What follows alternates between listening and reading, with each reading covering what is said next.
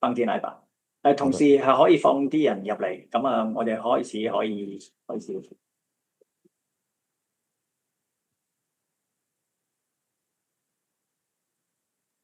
入緊嚟啦。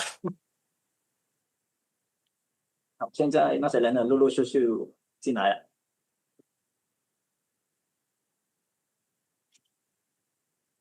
好，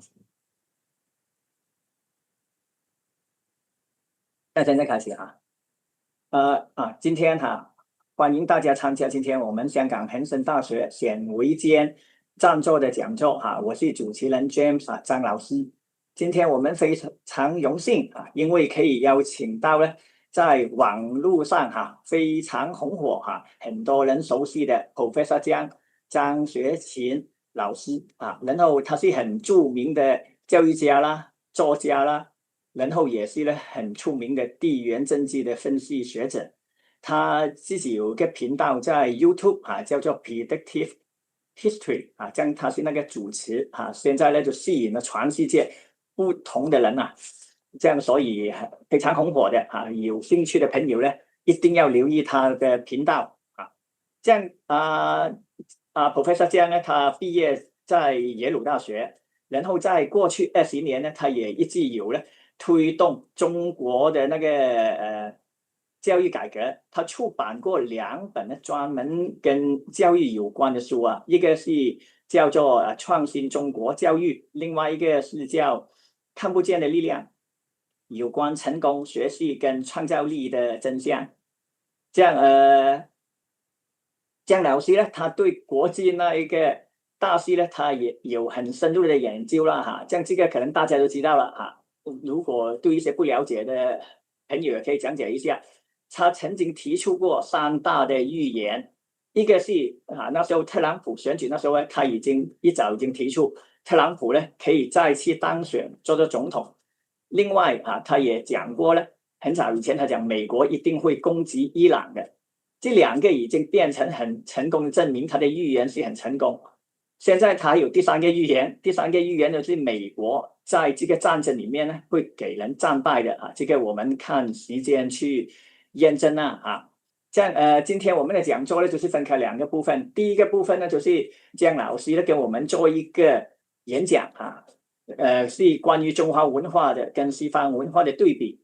另外下面那個部分呢就是我們的問題環節這樣因為就是今天因為我們是開放給公眾除了學校還有公眾的人參加，所以呢我們就不可以，因為怕那個空氣上比較。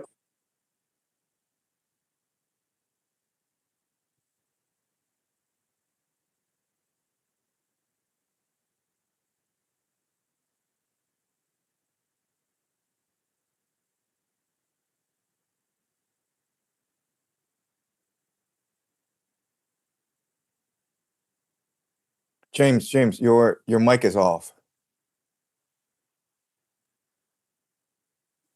Okay. Oh, thanks for reminding me. 好，這樣我們現在開始這樣今天歡迎大家參加今天香港恒生大學冼為堅基金贊助的講座。我是主持人 James 張老師。今天我們非常榮幸可以邀請到網絡上非常紅火很多人熟悉的 Professor 江學勤老師，他是很著名的教育家作家、地緣政治的分析學者他自己也有個頻道在 YouTube 叫做 Predictive History。 這樣他那個頻道呢吸引了全世界不同國家的人都去看的，所以我也建議如果你想了解世界更多的話呢，也一定要留意他的 YouTube 那個頻道 Predictive History。 他是那個 Predictive History 的主持這樣現在剛剛開始那時候簡單介紹一下 Professor 江Professor 江呢他畢業於耶魯大學，過去20年呢他也有一直推動中國的教育改革，然後他出版過2本跟教育有關的書一本叫做《創新中國教育》，另外一本呢就是看不見的力量，有關成功學習跟創造力的真相他出了2本書。然后Professor 江呢，他对国际大事呢，其实他有很深入的研究。如果有了解这段时间他那些研究的话呢，就可以知道他曾经呢提出过3大的预言。第一个就是特朗普他那时候选举那时候呢Professor 江已经讲他呢会再次做总统了。另外第二个呢又是提前很多，他已经可以准确预测呢，就是美国会攻击伊朗。这2个目前呢已经证明呢是很正确的了。他还有了第3个预言，第3个预言呢是美国在这个战争里头他会战败的，像这个我们还要时间去验证啊。今天呢的讲座呢就分2个部分，第一个部分呢就是 Professor 江呢会跟我们讲一个中华文化跟西方文化的对比的演讲。第二部分呢就是我们的提问环节，但是因为我们今天呢除了开放给学校以外呢，也有开放给外面那些公众，所以呢就是你们有问题的话呢，可以把你们的问题呢打在 chat box 里头这样开会前我也收到一些老师跟一些学生他们的问题，这样我也会提问如果有剩下的时间呢，也会回答一些那个参会的人的问题。介绍完了这样讲一下Professor 江今天跟我们讲的题目他演讲的题目就是21世纪的孙子跟修昔底德这样交给你了，可以了吗？ Okay. Thank you, James. Okay. Thanks. So yeah, so I'm very excited to be here for 2 reasons. The first is that it's been a long time since I've had a chance to present in an academic setting. I have been doing a lot of online interviews, but this is the first time in a long time that I've had a chance to talk to scholars. And so I'm really looking forward to a rigorous Q&A after my talk. The second thing is that this is actually the first time in a long time that I've had a chance to reflect on the differences between the Western and Chinese geopolitical outlooks. So thanks to James for the invitation. And so I have a lot to cover, so I'll just get started. And so what I want to discuss are the 3 major differences between the Chinese geopolitical strategic outlook and the Western one. And I will argue that underlying the Western geostrategic mindset is Thucydides, who wrote the Peloponnesian War, which is a war between Athens and Sparta that took place from about 431 BCE to 404 BCE. It was a traumatic war that destroyed the Greek mainland. Underlying the Chinese mindset are 2 books, I think. The first, of course, is Sun Tzu The Art of War by Sun Tzu, but also 三国演义 The Romance of the 3 Kingdoms. Okay, so what I want to do now is just look at the differences. I assume that most of you have read both of these books, so I will actually skip over a lot of the content from these 2 books. I assume some of you have read The Peloponnesian War by Thucydides. If you have not, that's fine. I'll provide you the necessary context information, okay? So my main thesis today is that there are 3 major differences separating the Chinese and the Western mindset. The first difference is the difference between utility and character, meaning that Chinese tend to see things in a utilitarian perspective. In geopolitics, in IR, we would call this realpolitik or realism. But Thucydides believed that actually nation-states, societies, they have a soul, they have a psychology, they have an emotional state, they have a personality. And this is what drives their actions. So trying to perceive things from a purely utilitarian, purely logical, rational perspective doesn't really give you insight into how societies behave. It's much better to look at their outlook, their personality, okay? So that's the first difference. The second difference is that if you read 三国演义 The Romance of the 3 Kingdoms, as well as 孙子兵法, there are a lot of stratagems in there. But the assumption is that these stratagems work only if people share a similar cultural outlook, which is fine back in ancient China when they were fighting each other. But when you translate this into the international stage, this is problematic because the strategies don't really work if the cultural outlook is different. And so what Thucydides does is, rather than like look at stratagems, which are not effective actually in warfare, he rather look at speeches, because speeches are a way of revealing the personality and the outlook of a nation, but they also provide guidance, a sort of coordinating mechanism for how people should behave. Okay, so that's the second major difference. And the third major difference, and I think this is the most problematic for Chinese to appreciate, is Chinese tend to think that a genius can change history. There's a great man theory of history that's embedded in the Chinese historical outlook. That's not true in Thucydides. He doesn't really care about people. Zhuge Liang, Sima Yi, these people don't really matter. What matters are these larger historical structural forces that drive nation states into certain behavior. All right. So the third is, I think, the hardest to understand. But again, I will try to provide some concrete examples. What I also do is apply these three differences to understanding the U.S.-Iran war, why it started, where it's going. Okay. All right. So let me continue. All right. So the first difference is utility versus character. Again, I assume that most of you are Chinese or have a Chinese background. And so I won't go too much into the Chinese idea of utility. But there are two quotes that help us understand the Chinese mindset, right? So Mao Zedong famously said that political power grows out of the barrel of a gun, right? If you have military power, you have political power. And therefore, political power must control military power. Okay? That's a very utilitarian way of understanding politics and warfare. But it's actually incorrect, okay? And I'll show you why later on. So second is Deng Xiaoping.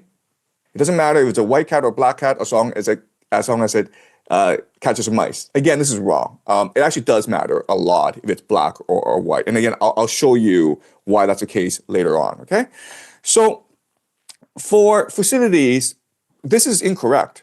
So if you just look at a map of the Peloponnesian War, look at Athens and you look at Sparta, what you will see is that in the red is the Athenian alliance, and the blue is the Spartan alliance. And as you can see, they actually don't, their interests don't actually conflict with each other. The Spartans are a agricultural, landlocked nation state, and the Athenians are the seafaring, expansionist naval power. And so for the longest time, they were able to maintain peace.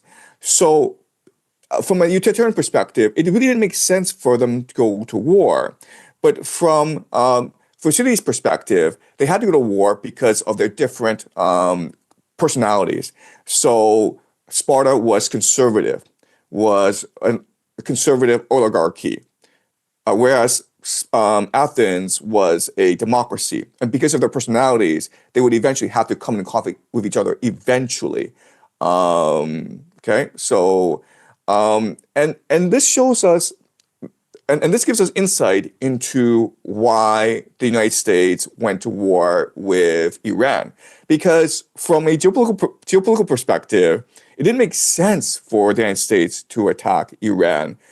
And they could have traded with each other. I mean, Iran offered Donald Trump a great deal, and Trump just refused it, okay? So if you just look at it from a utility perspective, it doesn't really give you insight as to why this war would start. And quite honestly, no one in China, no political expert in China predicted that this war would happen. They all thought it was just negotiation, a lot of flexing, but it would actually start a firefight, okay? So unless you appreciate that, nation states have a certain personality, and that's what leads to conflict. It's very hard to understand how this war started.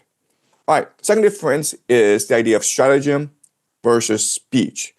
So if you just read Chinese history, there are lots of really famous stratagems, right? So you look at Zhuge Liang has this great stratagem of, he's being outnumbered. So what he does is he just leaves the gate wide open. And then Sima Yi looks at this and he's like, this must be a trap. So he leaves. And this is a very, very famous stratagem from Chinese history, and there are lots of these stratagems actually. What's all odd about about the West is that there's very little stratagems in Western texts. Definitely not any in Thucydides, and very few in other classical texts of the Western tradition as well. Instead, what we have are speeches. Okay, so this is the most famous speech from Thucydides. It's called Pericles' Funeral Oration. And what happened is we're about a war into this devastating war between Athens and Sparta. There are a lot of war dead, and it is a tradition of Athens to hold a funeral oration where the leader, who in this case is Pericles, he explains to the people why we're fighting this war, what is the purpose, and where are we going. And this is actually considered the most famous speech in the entire Western tradition. It is something that students study in university very, very carefully. But the point of a speech is that it creates a common identity. So think of like a movie or a newspaper or a national media that gives people a sense of who they are, what they're doing here, and where they're going.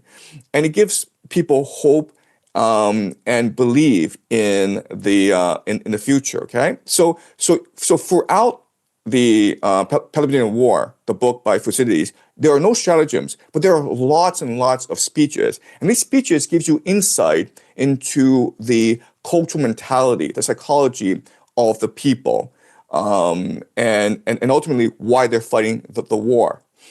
And so this helps us understand how Iran is actually being able to defend itself against the United States. So if you just look at it from a purely military perspective, Iran has absolutely no chance of defeating the United States.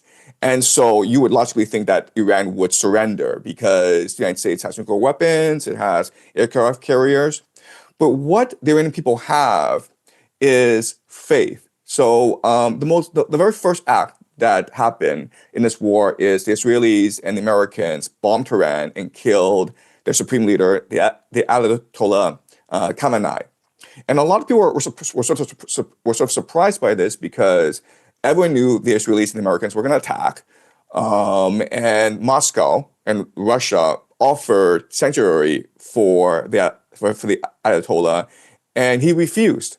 Why? Because he wanted to use his sacrifice as a rallying cry for his people. So even though he didn't really give a speech, his action is a speech in itself, in that, this is my home and I will defend my home, even though the odds are completely against me. And you can see how people mourn his death. And this mourning for his death has given them strength and energy and faith in fighting their enemy. And that's why I think that we're seeing such tremendous resistance from the Iranians. Okay, so that's the idea of speech. The last thing I want to talk about is the idea of genius versus structural force. So if you read Yin, the Romance of the Three Kingdoms, there are two geniuses in conflict with each other. Okay, they actually don't come in conflict with each other, but they have different perspectives about the world.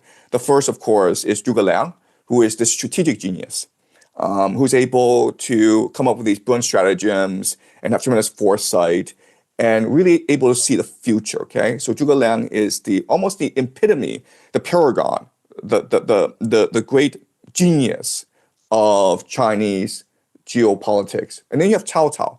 Cao Cao is a very different person in that he's not really a geopolitical genius the way Zhuge Liang is, but he's very good at organization, about how to get people around him to love him, to support him, to follow him. Okay, so these are two maybe different types of archetypes of Chinese geniuses. For Thucydides, it doesn't matter. Who cares? Okay, what matters are these larger historical structural forces in play that drive nation states. So see history as maybe like these ocean waves. You're a great swimmer, but you're not going to beat an ocean wave. If the ocean wave is coming, you can't swim against the current. And so what Thucydides argues is that what started the Peloponnesian War is not a conflict between individuals because, two people didn't like each other. The reason why is that Sparta was the dominant power and Athens was the emerging power. And so eventually Sparta saw Athens as a threat, and therefore they had to go to war against each other. And this is a historical inevitability, a reality that no one can really avoid. So we focus a lot on Donald Trump, and everyone's like, why did Donald Trump start this war? And for Thucydides, this is like the wrong question. Who cares about Donald Trump? Who cares who the president of the United States is? This is a much better explanation for how this war started. This is called the Heartland Thesis by Harold Mackinder, okay? And this is Anglo-American empire grand strategy, where they believe that the British and the Americans are ultimately a naval power. They don't have the manpower to fight a land war in Asia. And for them, the greatest threat is that a major land power would emerge in Europe or in Asia to unify the Eurasian heartland, what they call the world island, okay? So you might notice something called a pivot area. This is what's crucial. Whoever controls this area is able to control all trade through Africa, Europe, Asia. And so the grand strategy of the Anglo-American empire is to make sure that no power ever rises to control the pivot area. And that's why we had World War I and World War II, because there's a real fear among the English and the Americans that Germany would actually unify the heartland. Okay. Now, why is this important? This is important because in 2022, Russia invaded Ukraine. And with that, now that the war is going well for Russia, there's a real threat that Russia unifies the heartland. And so what America needs to do is attack Iran, okay? You need to split the heartland in half. Because if Russia and Iran were to unify, then the entire Eurasian continent would unify, okay? And that's what Thucydides would say is the real cause of this war. Not actors, not geniuses, but historical forces, okay? So there is an individual named Alexander Dugin. And I think he's actually the best geopolitical analyst we have today. He's Russian, and he may not have read Thucydides, but he definitely understands Thucydides better than any other geopolitical analyst today. His best book is this book called Foundations of Geopolitics, published in 1996. And in it, he presents a grand strategy for Russia. It's called the Third Rome, okay? And for him, he believes that first of all, he believes that geopolitical events will churn out in a certain way. And if Russia is able to position itself properly, then it will dominate the world, okay? So again, grand strategy, it's not about how to conquer the world. It's really about understanding the dynamics that control the world, that move the world, and position your nation in a way that allows you to maximize your advantage in these larger geopolitical movements, okay, these larger structural historical forces that Thucydides talks about a lot in the Peloponnesian War. And I don't want to go too much into it, but what Alexander Dugin would argue is that different nation states have different psychologies, different personalities. And these personalities will lead you to disaster or triumph in different circumstances, right? So the Western societies, Europe, Western Europe, America, they're what we call Faustian. They strive, they are individualistic, they're materialistic. And in World War I and World War II, in this great struggle of nations, that's what motivated them to conquer the world. But eventually what happens if you are too consumeristic, if you're too individualistic, materialistic, is that you become consumed by decadence, by greed, by selfishness. And as a result, your society falls apart. And this is what Dugin predicts will happen in America, China, and Western Europe, okay? And that gives space for Moscow to present an alternative vision that is orthodox, that is much more collectivist, that is much more religious, spiritual. And what Russia should do is reach out to other nation states that share the similar outlook, which include Iran, Persia, which include India, which include Japan, and smaller places, right? So I'm not saying he's right, or I'm not saying he's wrong, but he's presenting a grand theory of the world, which allows Russia to behave in a certain way as to maximize its advantage.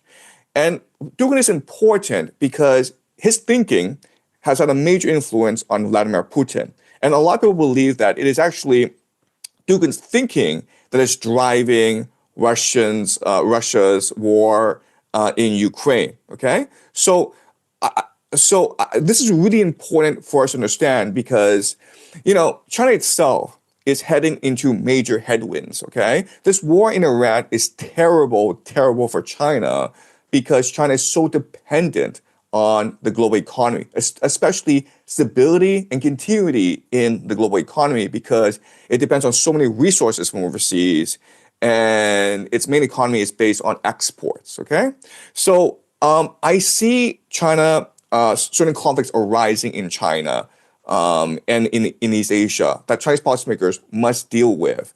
There's a short-term conflict and there's a long-term conflict. Okay, so this is a map of the South China Sea. And this is a map of Chinese fishing in the South China Sea. A lot of people believe that Taiwan will be the flashpoint. I don't think so. I think that Chinese policymakers aren't interested in Taiwan. The problem, though, is the way that Chinese economy is headed and how Chinese policymakers don't really have the foresight to control economic events. So these Chinese fishermen, are acting independently. There's no state policy that says let's overfish the South China Sea, but there's a lot of them, and they are in fact overfishing in the South China Sea, which will eventually bring them in conflict with other nations in Southeast Asia. And it's really unclear what the stance of the Chinese government will be when, say, the Philippines, the Vietnamese, the Japanese start to arrest Chinese fishermen for fishing in international waters. Okay, but I think that's going to be a major flashpoint that Chinese policymakers need to think much more strategically about in the short term. In the long term, there's a much bigger problem which no one's discussing, which is a water issue. So this is a map of rivers in Southeast Asia. As you can see, there are not many rivers, and as you can see, all these rivers are flowing downstream from the Tibetan Plateau, which is what China controls. And historically, wars have been fought over resources, especially water. All right. So this is something that Chinese policymakers have never discussed. They might discuss it. I don't know. Okay. But I don't think they discussed this. And it's important that they start looking at this issue. And what my argument to you is that, unless there's a grand strategy in place, unless you have a grand theory about how the world works, you really can't develop the proper strategies and responses to short-term crises. Okay, so I will leave you with three comments. The first is that ideas do matter. Ideas have consequences. Chinese policymakers tend to focus too much on economics, on material, on raw power, like weapon systems. It doesn't matter. What matters are ideas, because it's ideas that coordinate, that motivate a population into action. Okay, that's point one. Point two is that people say that geography is destiny, okay? And that is true to a certain degree. But I would say that grand strategy is actually more important than geography. Grand strategy is a response to the limitations of geography. And the third comment, and the most, I think, the most controversial is that unless you have a grand strategy, unless you have a theory of the world, you'll be used by those who do. You'll just be a pawn in the game. You yourself will not be a player in the game. Okay, so I know this was a lot to take in, but I look forward to your questions.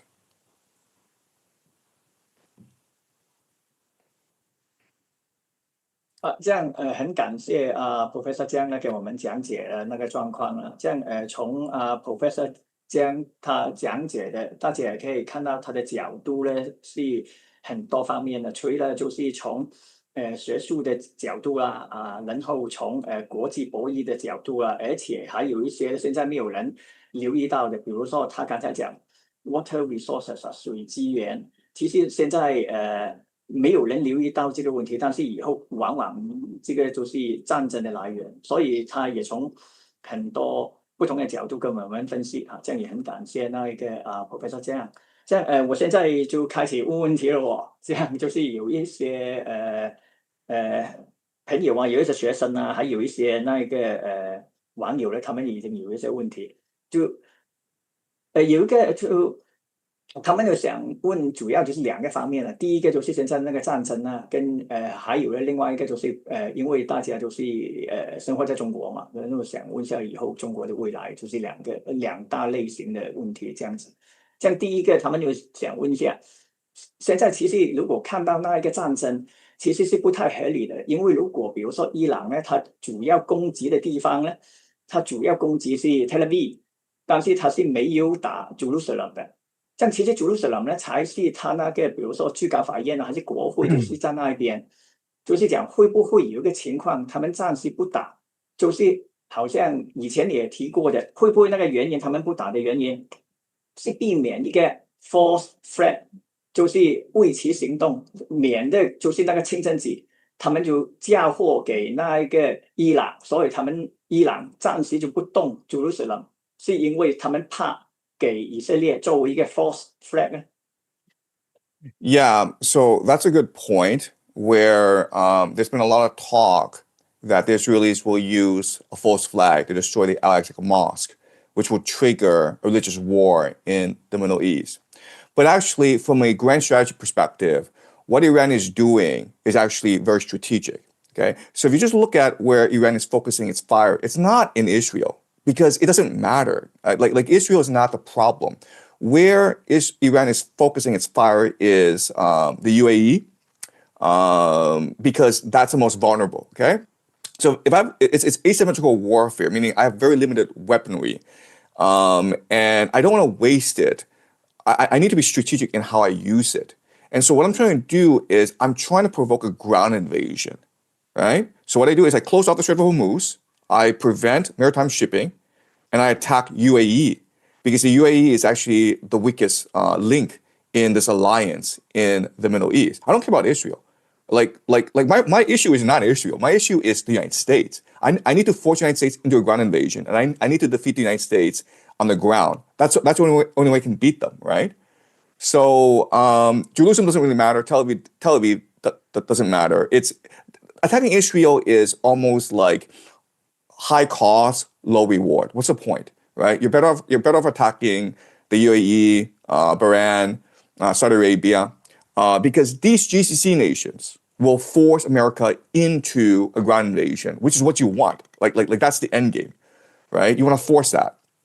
And already there's reporting that MBS, who's head of Saudi Arabia, is actually the major figure in the Middle East lobbying Trump to launch a ground invasion.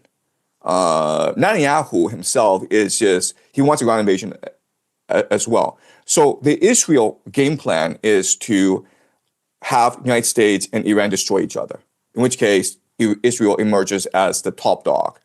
And Iran has to lure the United States into this ground invasion and destroy the United States on the ground. Okay, so in other words, Israel and Iran are actually not enemies. In game theory, in grand strategy, they're actually working together in order to destroy the American empire together. 谢谢Professor Jiang。这样另外还有个问题呢，就是按照有一些人秘密组织他们对以后的那个 plan 就是 secret society， 然后他们讲呢，如果有World War III 的话呢，然后他们讲以色列跟伊朗他们会有一个 nuclear exchange 这样你认为他们执行这个计划大吗？那个几率 Okay, so I want to clarify something about secret societies. So there's perception that secret societies are the ones who control everything, and that's not true.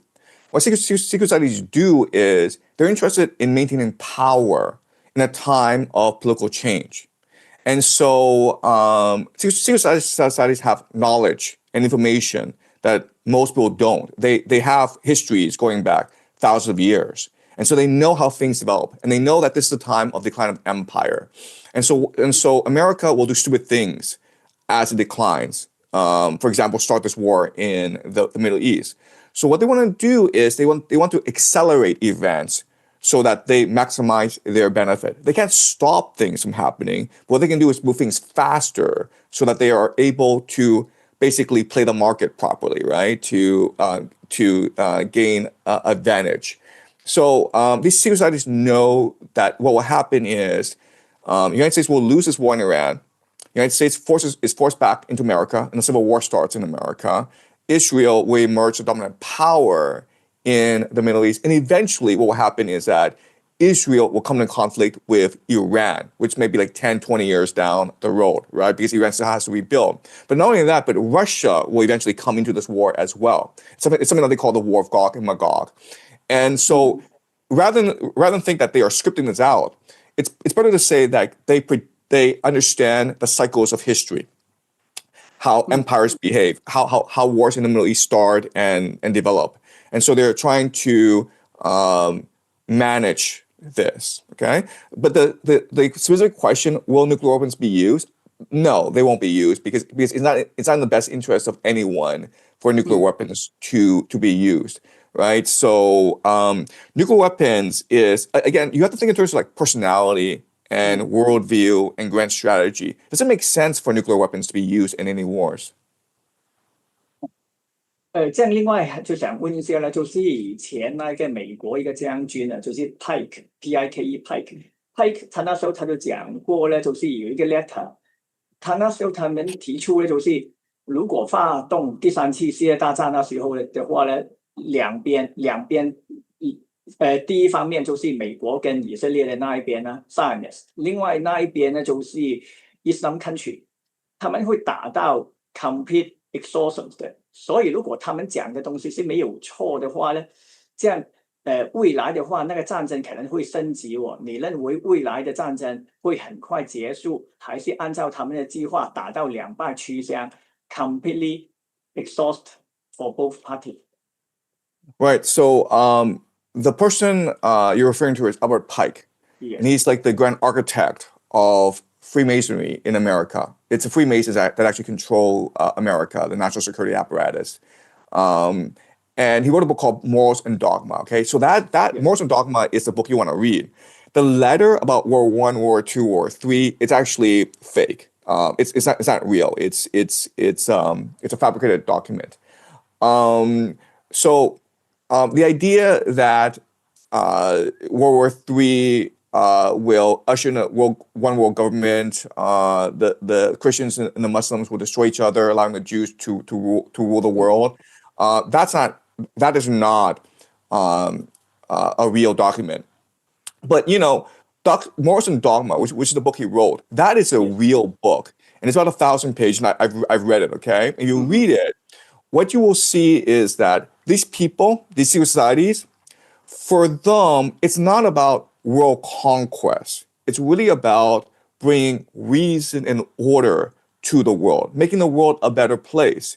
Because for them, the main problem is that humans have too much agency. There's too much diversity. There's too much conflict, right? So what you do is you can create a system in which case everyone is happy and everyone is obedient, and that will create a perfect world.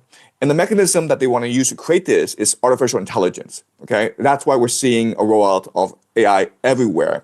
Even though from an economic perspective, it actually doesn't make any sense, right? But from a control perspective, it does make a lot of sense.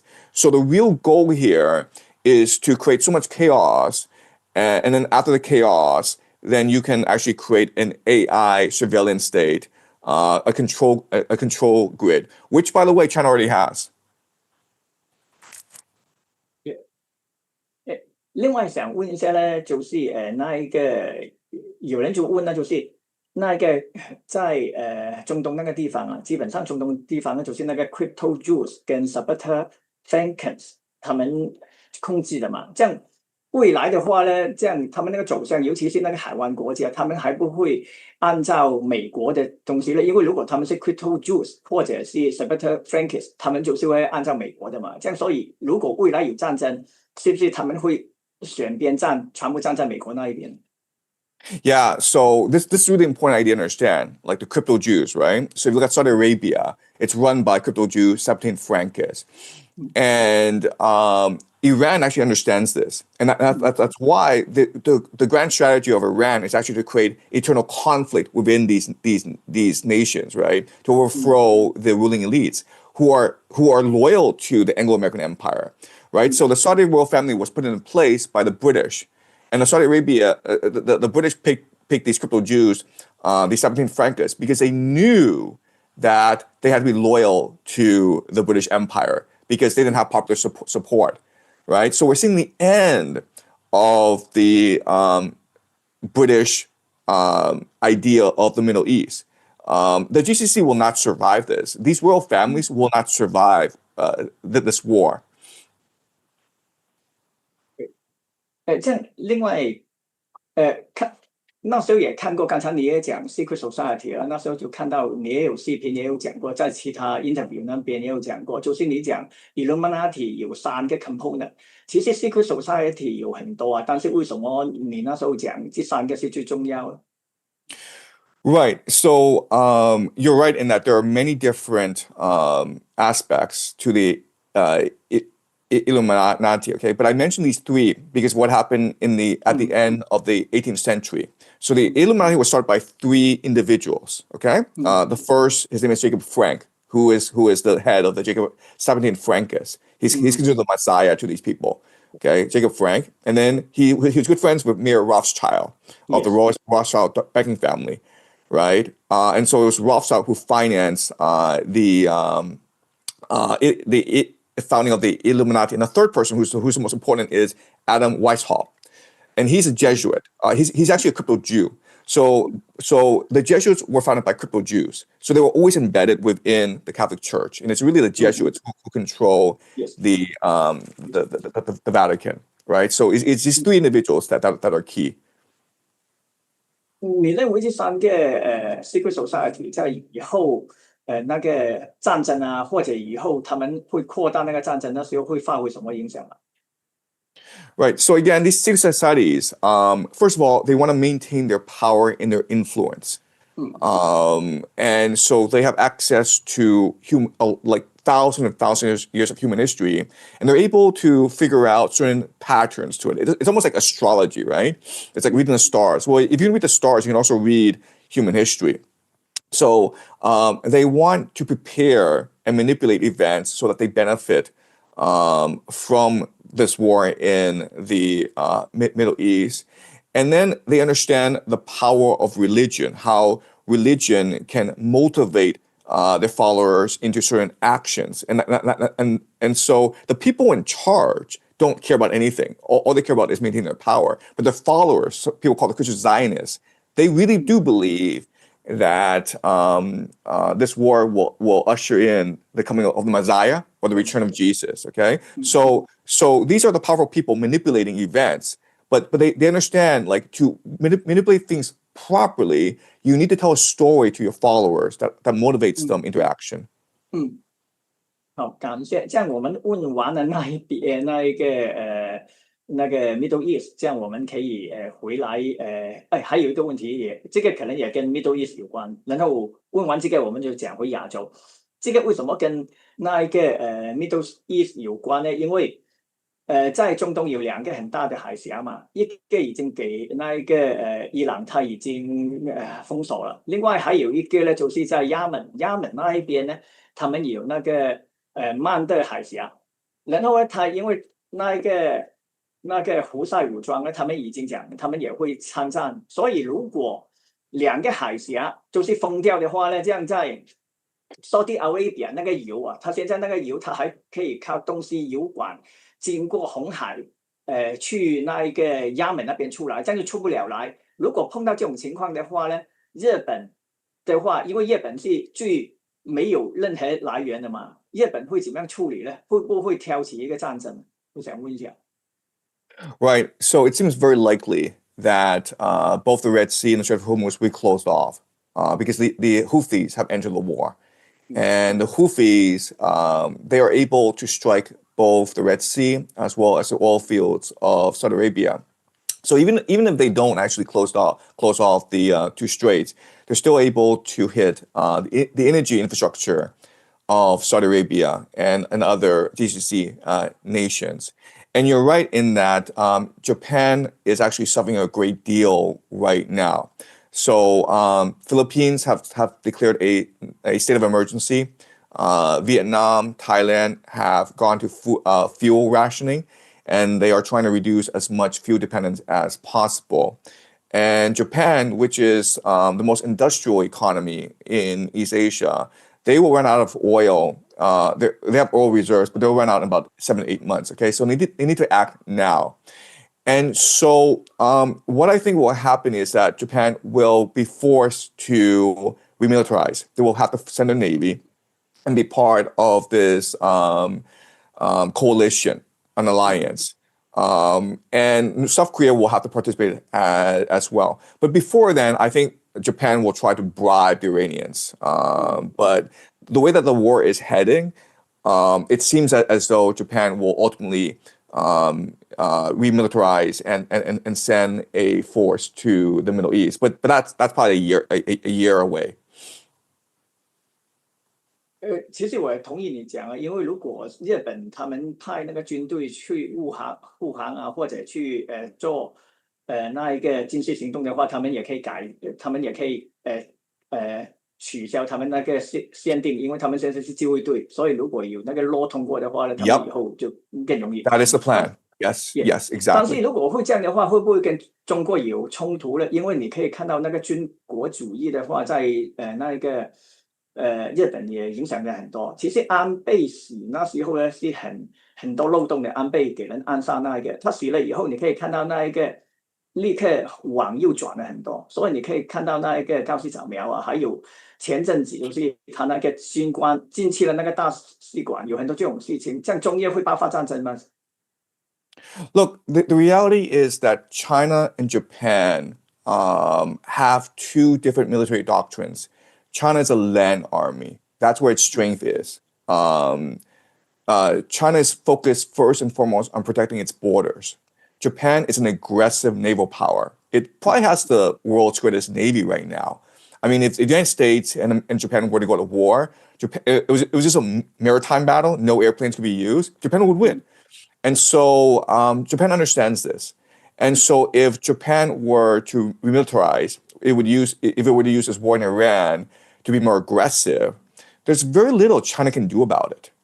I mean that's the reality. I mean, that's why I say grand strategy is very important, because China should have anticipated that this would happen eventually, where the United States withdraws from East Asia and Japan becomes much more militaristic, much more aggressive. In which case, how do you defend against this sort of aggression? Because remember, the seas, who controls the seas in South China Sea? For Japan, it's a matter of life and death. China doesn't really care. It's like, fine, I retreat back into my borders. I don't allow my people to fish anymore. Who cares, right? But for Japan, it's a matter of life and death. 如果那个日本是一个 matter of life and death 的话，而且以前是没有一个很紧迫的事情，现在如果他们那个油不到的话呢，他们对以后他们的经济发展啊、工业啊，全部会有问题。这样那个时间点挑战中国的时间点，会不会就是因为中东的战争很快出现呢？就是1-2年的 I mean. Look, I think you're right in that Japan wants to use this war in the Middle East as an excuse to remilitarize, okay? But Japan actually has the resources to buy oil from both Russia and the United States, okay? So I mean, like, the United States would be perfectly happy to supply Japan with oil, as well as Russia. So Japan is not really under threat, but it has to change its military doctrine. It has to change its relationship with Russia and the United States. 这样我想问一下，除了日本以外，然后台湾地区是我们自己国家，这样这个就不谈了。但是还有两个比较 hotspot， 一个是菲律宾，然后一个是北韩。你怎么样看呢？那两个会不会影响到以后中国的发展呢？还有机会有开战呢？ Right. So I'm North Korea. Okay, I'm just saying this from a grand strategy perspective. If I'm North Korea, now is the best opportunity to create as much problems for East Asia as possible. One, because everyone's distracted in the war in Iran. Two, because I have a mutual defense pact with Russia, right? So if I'm attacked, Russia comes to my aid. And three is that I don't even have to go to war. All I have to do is threaten South Korea or Japan, and they'll bribe me not to do anything, okay? Because, like, again, South Korea and Japan, their priority is to get resources for their economy. They don't have time to deal with North Korea. So if I'm North Korea right now, I'm going to start, causing a lot of problems. I'm going to start, doing missile tests. I'm going to start threatening Seoul.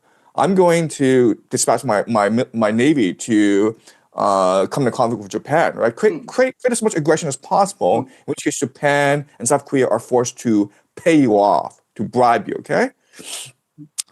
Philippines, I'm not sure what the issue with the Philippines is. They'll come to conflict with China, but it will be part of a much more larger Southeast Asia alliance. Vietnam and Philippines and Malaysia, Indonesia, they all have grievances with China, right? So be part of a Southeast Asia alliance against China. 这样，其实很多人说，就是现在亚洲就是中国跟其他那些东亚的国家有不和的背后的原因，就是其实在美国在后面呢。但是如果按照我们长期来讲，因为中国已经是美国的唯一的竞争对手，已经俄罗斯他们已经不考虑了。所以如果碰到这种情况的话，中美以后长期来讲或者短期来讲，有没有机会还好像以前这么好呢？还是已经没办法好了？已经一定要打，看谁赢，打就不一定是 military 的，可能在经济上真的要只有一个人站，一个人跌下来才可以完成，还是还有和解的空间呢？ I'm just speaking from American grand strategy, okay? Look, the reality is that America is going to lose this war in the Middle East, in which case it no longer has access to GCC. It's very important because GCC provides a lot of funding for the economy, right? So the GCC sells its oil and then recycles these petrodollars back into the American economy. So now I need to transition my economy from one that is focused on finance, on basically manipulation of the stock market, to one that is more based on selling resources to the rest of the world, right? So if I'm America and I see Japan and China fighting, if I see China and Southeast Asia fighting, I am laughing my head off because I can sell oil, I can sell resources, and I can sell weapons to both Japan and China. And I want to encourage this conflict as much as possible, okay? So we're seeing a shift from American grand strategy from one of, I want to maintain the Pax Americana. I want to maintain globalization because then I can make money off finance in the US dollar, right? Because when you trade, you do so in US dollar. So I can take a cut to one like, you know what? I'm going to retreat back into the Western Hemisphere. No one can attack me. So all I have to do is sell my resources, my oil, my rare earths, my agricultural products to everyone else, which is probably East Asia, Japan and China specifically. All right. So China and America will be good friends because there's really no conflict. Okay. The conflict is really between Japan and China. 所以还是可以 under control。这样，另外想请教一下，就是Professor 江，你认为未来的那一个中国啊，在那一个整个的未来的发展跟世界领导的地位，会不会取代美国？如果不能够的话，是不是就是激突以后的世界格局，长期10年内？ Look, I always say this, but the best indicator of the future is the past. Was there ever a time in history when China was concerned about the world when China actually explored and conquered different parts of the world? And the answer is it's not. And the reason why is it's because it's 中国, the Middle Kingdom. I don't care about the rest of the world, right? So there's no grand strategy. There's no geopolitical strategy of how to exert influence around the world. Belt and Road Initiative doesn't really have a strategy behind it. It's just like, let's just trade. But it's built on top of the American system, right? So you don't have Belt and Road if Pax Americana is still around. What happens when Pax Americana implodes and then you have piracy, you have conflict everywhere? Well, Belt and Road doesn't work anymore, right? Either that or you send your military overseas, which China's not going to do, right? I mean, the reality is, and I keep on saying this, is that without a grand strategy, without a theory of the world, there's very little you can do. You can't really participate in the world. So historically, whenever there's been global conflict, what China has always done is turtle up, retreat back into its borders, and then close its borders. Like we can't trade with the world, fine, we'll just close up, and then protect our borders. And that's what I think China will most likely do in the future. 不好意思，想问一下，刚才那个你就是预期中国它是 best strategy for him 啊，但是想问一下，这样如果你可以设定一个 grand policy， 这样你认为什么 grand policy 是 to the best interest of 中国呢？有哪一个？如果你可以制定计划的话，你建议是怎样走呢？ I can't answer that because China's not interested in the world. I mean, like China doesn't have any friends. Okay, I mean, like North Korea is an ally of China, but are they friends? So you look at the Russians, you look at the Japanese, you look at the Americans, the British. They're presenting a grand theory of the world, and they build alliances. Okay, so I mean, China just doesn't care. I mean, like these Chinese policymakers, these Chinese leaders don't care. So they don't care. What's the point of like developing a grand strategy? 好的，这样看一下有没有其他朋友有问题啊？如果你们有问题呢，可以在 chat box 那边呢打进来，我们 accept 1到2条的问题。有兴趣问Professor Jiang 的老师啊、同学或者是外面的朋友啊，也可以看一下。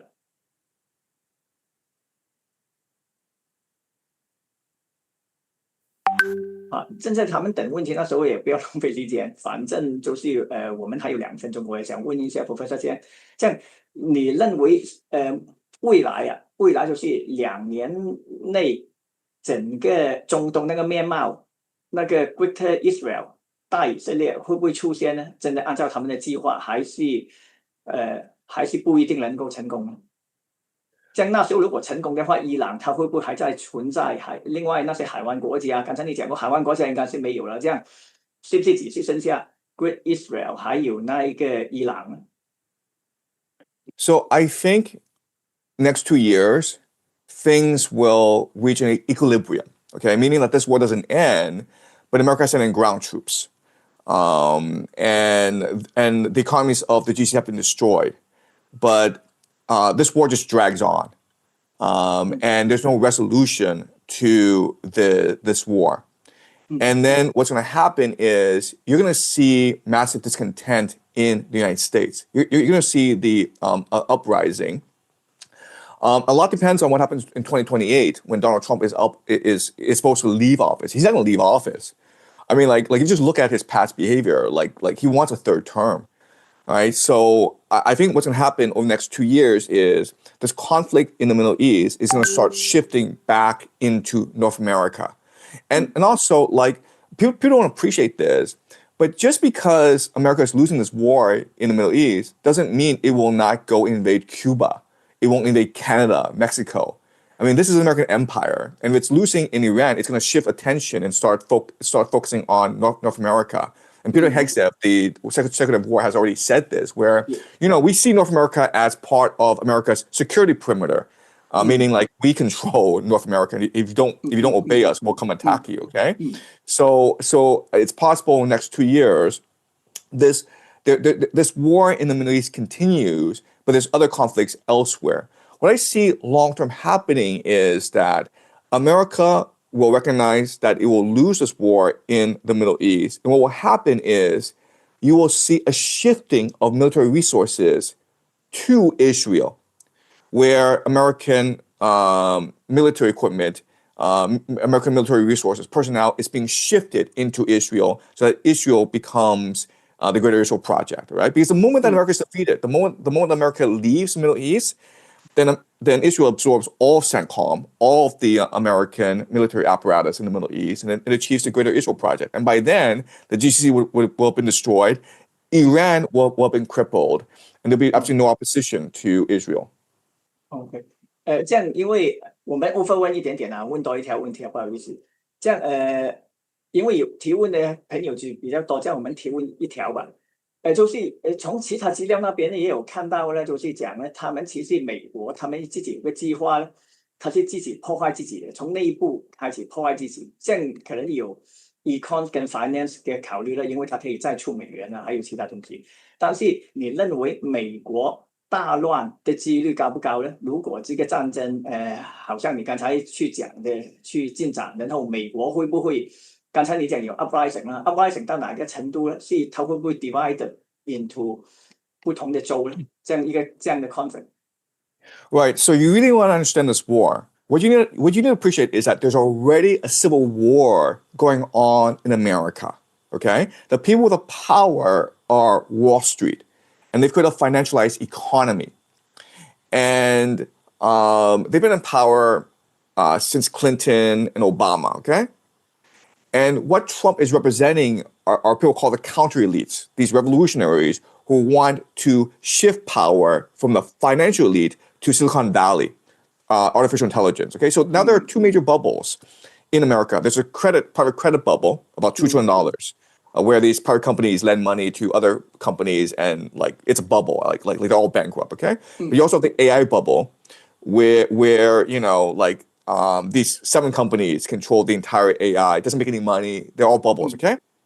Now, whoever the elite is able to control and direct government policy, right? So basically, who bails out who, right? So if in the current system, what will happen is that Washington will bail out the financial elite. But if Trump is able to succeed and amass more power for himself, then Washington will bail out the AI people.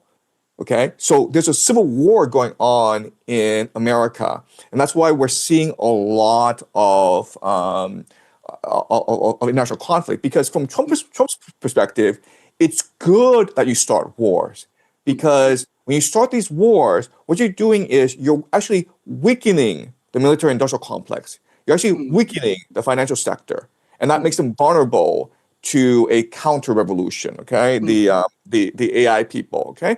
And eventually what's gonna happen is that the financial people are gonna strike back, and then they're gonna find a point of conflict where the different militias, the different groups are then fight on the streets, okay? And so if you just see the world through that lens, okay? The civil war going on in America between Wall Street and Silicon Valley, where Wall Street is the old money and they control that government, and Silicon Valley is this new money that seeks to control government, then a lot of things make more sense, especially if you just see everything from that lens, okay? What happened in Venezuela, what's happening in Iran, what's going to happen in North America, what's happening in China. This makes a lot more sense. 好，这样今天非常多谢Professor 这样的分享了哈，也很多谢了各位参加今天我们讲座的老师啊、学生啊，还有那个外面的朋友。希望你们可以以后继续留意我们香港恒生大学主办的讲座啦。所有这些讲座呢，我们也会放在那个相关的频道啊，请大家留意。再次谢谢 Professor 江，希望以后你可以再给我们大学继续做讲座，谢谢你。谢谢。Okay, so there's the end of